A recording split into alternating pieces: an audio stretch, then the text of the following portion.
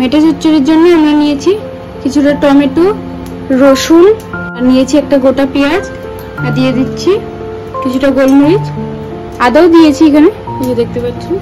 দিয়ে দিলাম কিছুটা দারচিনি, লবঙ্গ, এলাচ, ছোট্ট একটা টুকরো জায়ফল। এবার এগুলোকে পেস্ট করে নেব।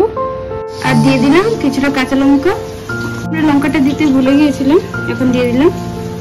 মেটে চচ্চড়ির জন্য কড়াইতে একটু সরষের তেল দিয়ে নিলাম, কয়েকটা শুকনো লঙ্কা, 3-4টে তেজপাতা, সামান্য চিনি দেবেন, তাহলে কালারটা খুব সুন্দর আসবে। মেটেটাকে আগে হলুদ দিয়ে মাখানো আছে, তাহলে কালার সুন্দর আসার জন্য সামান্য হলুদ দিয়ে দিলাম, সামান্য পেঁয়াজ। দেখুন সামান্য হলুদ আর চিনিটা দেওয়ার পরে কালারটা কত সুন্দর এসে গেছে। একটা টমেটো, পুরো একটা টমেটো কুচি করে দিয়ে দিলাম।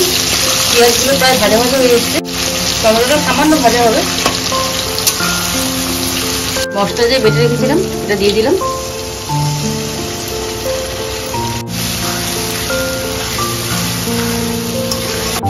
দেখুন কালারটা জাস্ট অসম।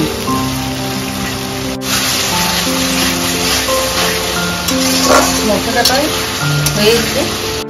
আবার লিভারটাকে আমরা আগে মেখে রেখেছিলাম, এখন কড়াইতে দিয়ে দেবো। আমরা লিভারটাকে আগে সামান্য জিরার গুঁড়া, ধনের গুঁড়া, কাশ্মীরি লঙ্কার গুঁড়া, ভিনিগার আর টমেটো সস দিয়ে মেখে রেখেছিলাম। এবার ভেজে রাখা আলু টুকরোগুলোকে দিয়ে দিব। এবার আলুগুলো দিয়ে নাড়িয়ে দেবো। এবার একটা ঢাকা দিয়ে নিব 10 মিনিটের জন্য। এবার ঢাকা দিয়ে দিলাম। 5 মিনিট মতো ঢাকা দিয়ে রাখবেন বা 10 মিনিট মতো ঢাকা দিতে পারেন, কারণ মেটে বয়েল করতে একটু টাইম লাগে। ঢাকাটা খুলে কি অসাধারণ স্মেল।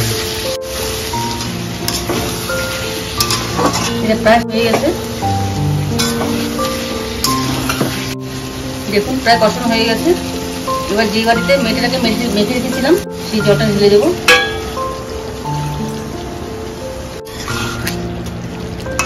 এবার নাড়াচাড়া করে আবার ঢেকে দেবেন 5 মিনিটের জন্য।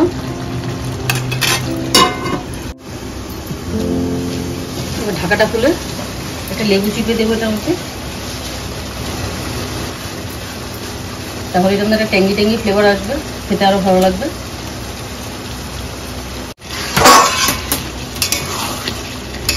দেখুন মেটে চচ্চড়িটা প্রায় হয়ে এসেছে। এবার আবার ঢেকে দেবো।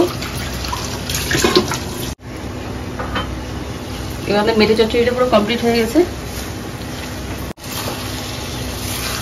দেখলে এমনি খেয়ে নিতে ইচ্ছা করবে, আর যখন ভাত, রুটি, পরোটা কিছুর সঙ্গে খাবে তখন খেতে আরো ভালো লাগবে। দেখতে তো ভালোই লাগছে, খেতে আরো বেটার লাগবে। ট্রাই করে দেখুন। এবার আমাদের মেটে চচ্চড়ি পুরো কমপ্লিট।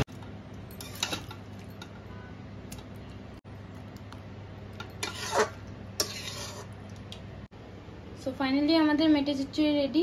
কেমন হয়েছে আপনারা অবশ্যই কমেন্ট করে বলবেন। So see you soon in the next blog. Till then, good by.